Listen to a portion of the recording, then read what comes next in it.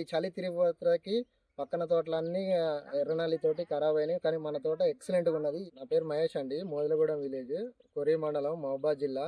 నేను ఒక 20 రోజుల క్రితం నా తోట అంతా ఎల్లోయిష్గా అయిపోయింది, బ్లాక్ త్రిప్స్ వచ్చేసినాయి, మొత్తం ఖరాబ్ అయిపోయింది. నేను యూట్యూబ్లో చూసి ఈ వాయు యంత్ర బాగా పనిచేస్తుందని చూసి నేను అన్నని సంప్రదించడం జరిగింది. నాకు సజెషన్ ఇచ్చాడు, ఒక 3 స్ప్రేలలో మొత్తం క్లియర్ చేద్దాం, నీ తోట మంచిగా చేద్దామని నాకు అన్న మాట ఇచ్చాడు.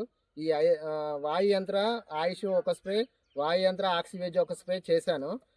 మొత్తం ఇగుర్లు ఇప్పటికి 2 స్ప్రేలు అయిపోయినాయి. ఇగుర్లు మంచి నీట్గా వస్తున్నాయి, మంచిగా బ్లాక్ ట్రిప్స్, ఎర్రనల్లి మొత్తం క్లియర్ కంట్రోల్ అయింది. తోట చాలా మంచిగా గ్రీనిష్గా బాగుంది.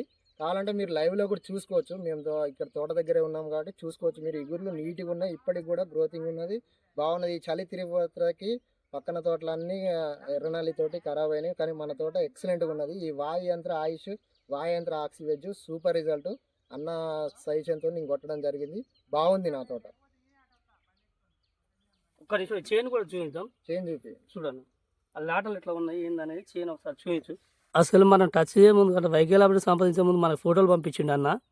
అప్పుడైతే చైన్ అంతా ఎట్లో మొత్తం ఎల్లోయిష్ అయిపోయి అంత కర్రలే మిగిలింది.